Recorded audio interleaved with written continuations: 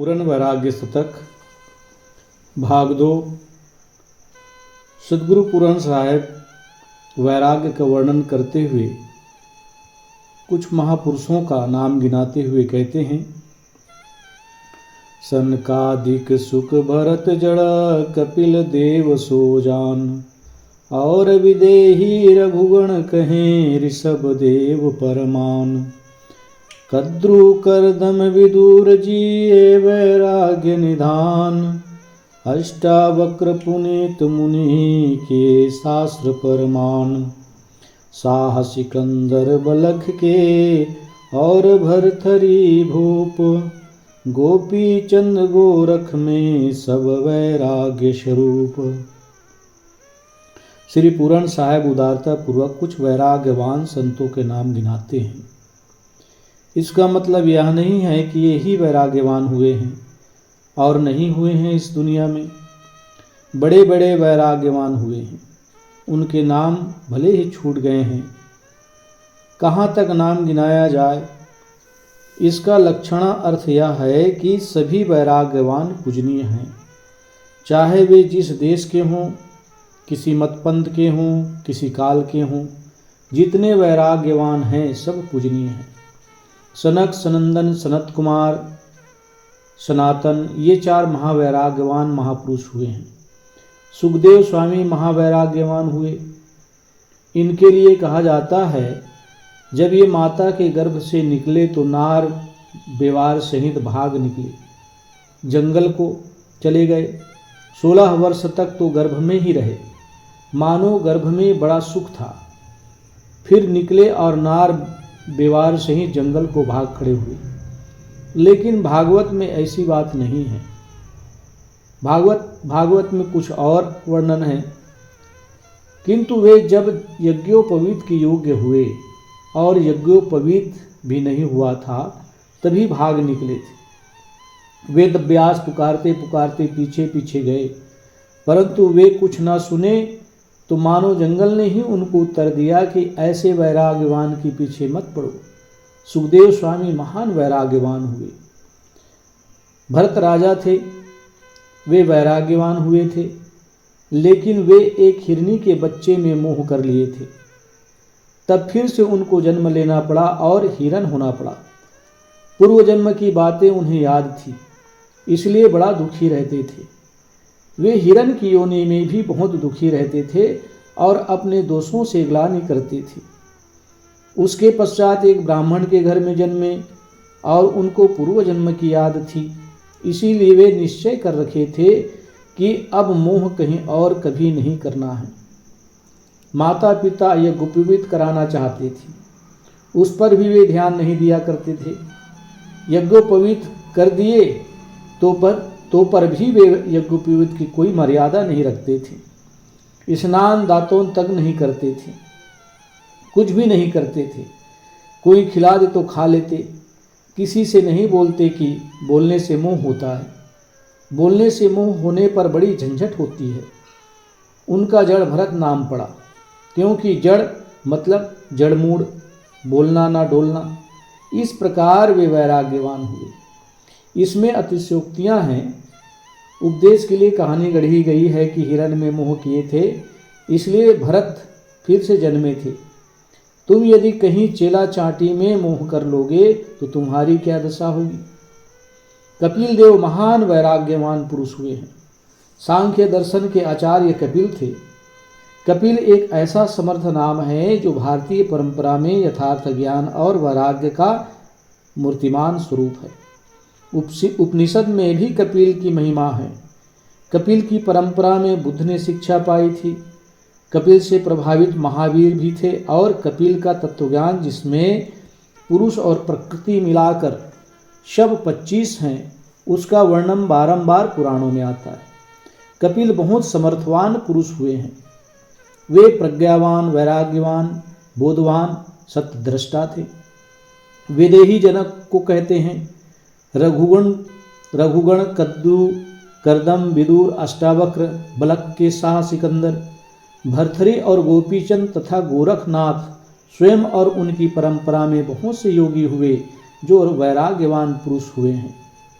किसी के मन की पीड़ा तभी मिटेगी जब उत्तम वैराग्य उदय होगा। सब तरफ से अनासक्ति, सारे विषयों से घृणा होगी।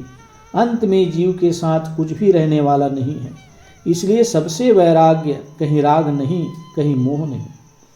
पुनः पूरन साहब कहते हैं, विद्या को भय बाद को, तब को क्षय भय होए। द्रव्य को निप चोर भय, समुझ सयाने लोए। सकल भोग को रोग भय, काया को भय काल। सकल साधना इंद्रिन भय, ताते होत बेहाल। तरुणी को भय तरुणता, योगिन को भय नारी। स्वर्गिन को भय अवधि को, हृदय देखु विचारी। मंत्रन को भय यंत्र को, यंत्रन को भय तंत्र। तंत्रन को भय सिद्ध को, ताते नाहि स्वतंत्र। सिद्धन को भय माया, माया को भय ज्ञान। भय मान सकल संपत्ति, अहे ताते त्यागहु जान। सज्जन को भय दुर्जन, मित्रन को भय हान। मिलन को भय बिछुरन, आवन को भय जान। पंडित को भय निंदा, मूरख को भय मार। रण में भय अति शत्रु को, कुल में भय अति नार। कर्म अकर्म ही पुण्य, इष्ट अनिष्ट ही जान। उपासना विक्षेप भय, ज्ञान को भय अज्ञान। चतुरन को भय मूरख, सत्यवादीन पाखंड। दुख रूप सकल सुख जगत को, तैसे सुख ब्रह्मांड। सद्गुरु श्री पुराण साहब ने इन अनेक साखियों में यह बताया है कि संसार भय से भरा है। विद्वान जो हो जाते हैं उनको वाद विवाद करने में रुचि रहती है, उसमें उन्हें हार जाने का डर हमेशा लगा रहता है। तपस्वी सोचते हैं कि हमारे तप का कहीं क्षय ना हो जाए। धन बढ़ गया तो राजा, चोर, अग्नि इत्यादि का डर लगा रहता है। सारे भोगों के पीछे रोग का डर है। जितना भोग उतना रोग। काम भोग रोगों का घर है ही। जो नित्य का आहार विहार हैं, संयम ना रखने से उसमें भी रोग हो जाते हैं। बहुत कम खाने से भी रोग होता है, लेकिन बहुत कम खाने वाला करोड़ों में एक होता है। तपस्वी तो है लेकिन व्यवहारिक बोध नहीं, शरीर स्वास्थ्य की समझ नहीं है, और वे ऐसा कड़ा त्याग कर दिए कि अत्यंत न्यून भोजन लेने लगे। दिन दिन भर कुछ नहीं लेते हैं, दो दो दिन में थोड़ा भोजन लेते हैं, तो वे रोगी हो जाएंगे। यह पक्का है, यह निश्चित है। अधिक खाकर संसार के सर्वाधिक लोग रोगी होते हैं। आहार के विषय में तो इतना है कि जो सहज स्वच्छ सुपाच्य मिले उसे संतुलित रूप से ले लो तो पेट की कोई शिकायत ना होगी, बीमारी दूर रहेगी, तन मन स्वस्थ रहेंगे। हम मानते हैं कि संयम करने पर भी प्रारब्धिक रोग होता है, लेकिन वह विरल है। जो रात दिन दुख भोगते हैं वे अधिक खाते हैं, उनको पता नहीं रहता, ख्याल नहीं रहता और अधिक खा लेते हैं। जो मिले उसको भूख लगने पर चबा कर खाया जाए और कम खाया जाए, बस इतने में सारी प्रोटीन और विटामिन से मिल जाएगी। भोग में रोग का भय है।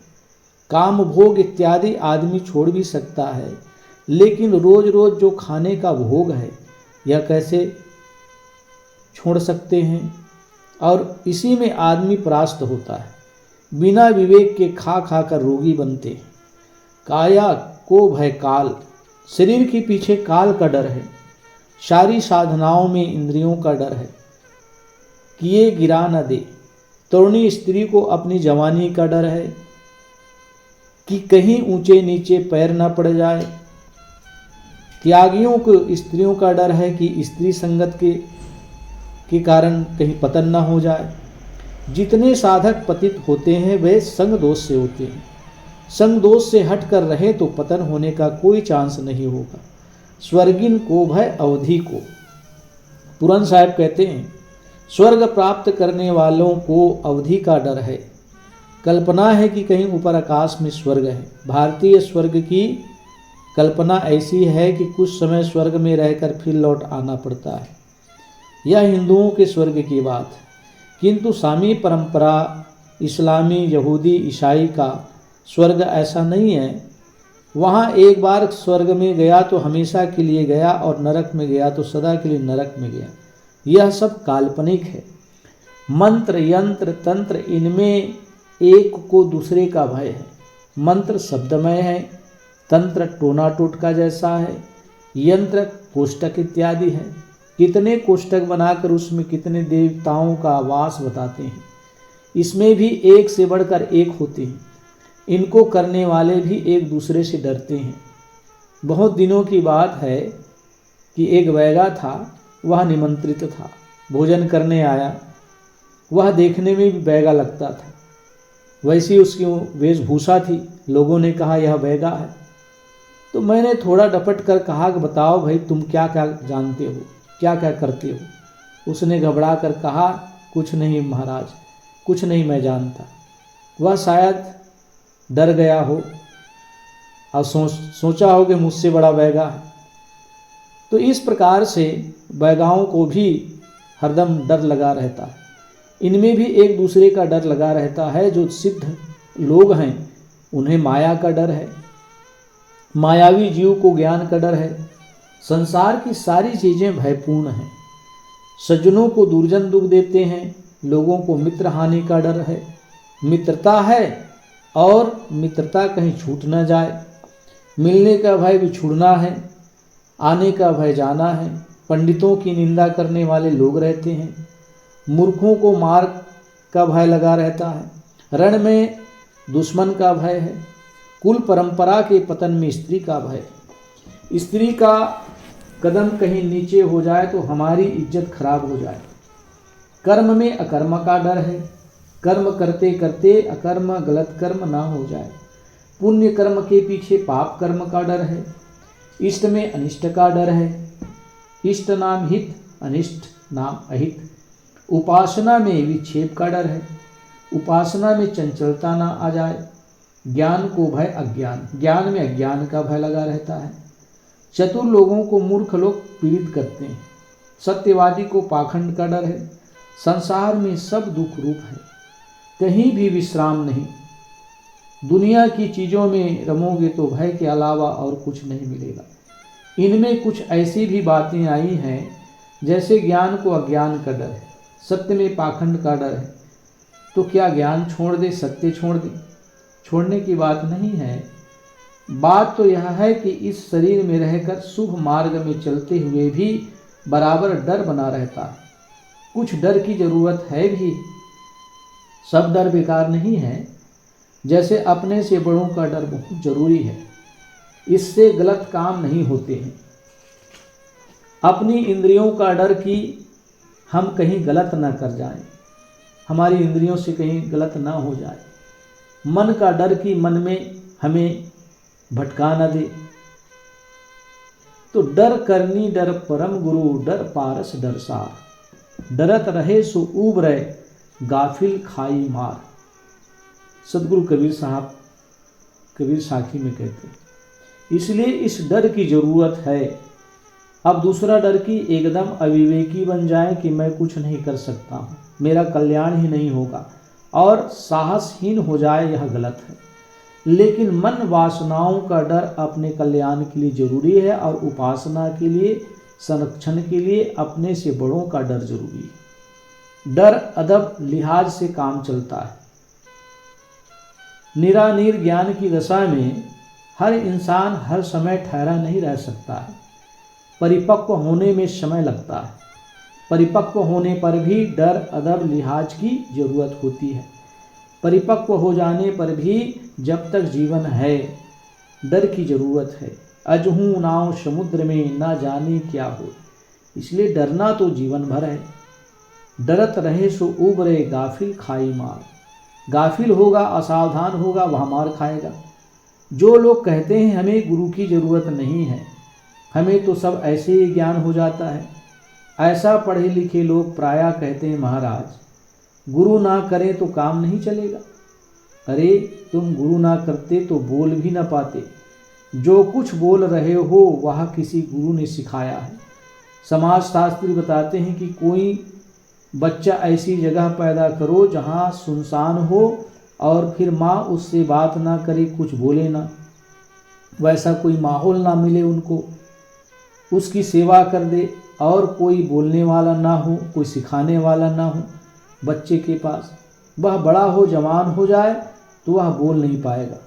जो कुछ हम बोल रहे हैं सीख से, भाषा का ज्ञान हमें हुआ है, वह शास्त्रों पुस्तकों पढ़ने से हुआ है।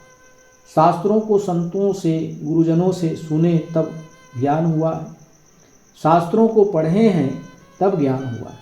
परंपरा से हमें ज्ञान मिला है तब हम बोल रहे हैं, कह रहे हैं, नहीं तो कुछ भी ज्ञान ना होता।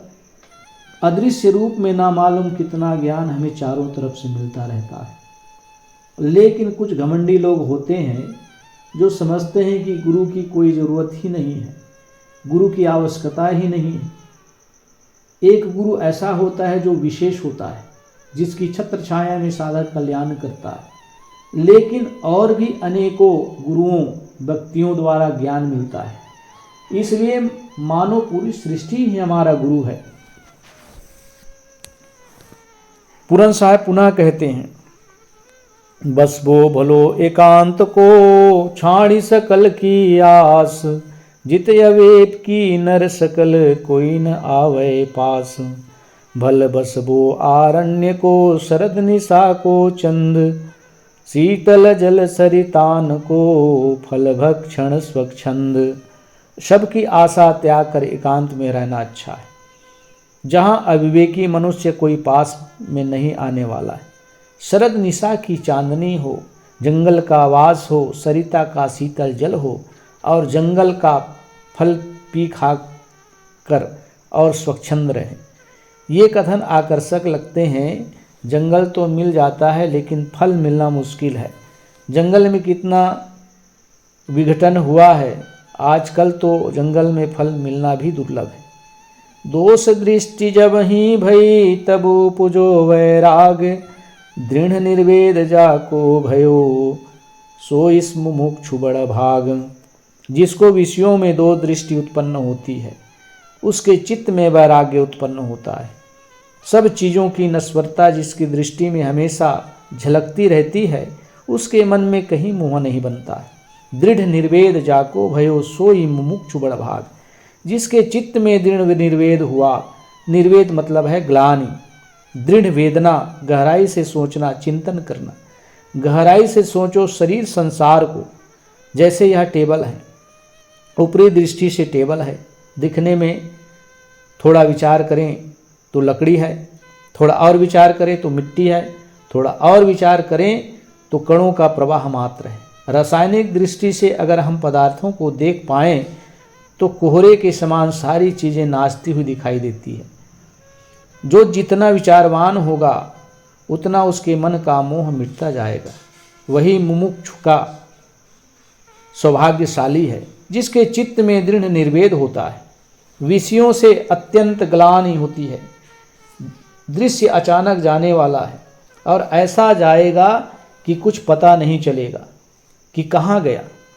जो आदि में ना हो, अंत में ना हो, वह वर्तमान में होते हुए भी मानो नहीं है। शरीर पहले नहीं था, आगे नहीं रहेगा, तो वर्तमान में रहते हुए भी मानो नहीं है। जो कुछ भी हमारा अपना माना हुआ है, सब आदि में नहीं था और अंत में भी नहीं रहेगा, तो वर्तमान में भी मानो नहीं है। ऐसा मानकर निर्मोह हो। शरीर निश्चित है, पहले नहीं था और आगे नहीं रहेगा।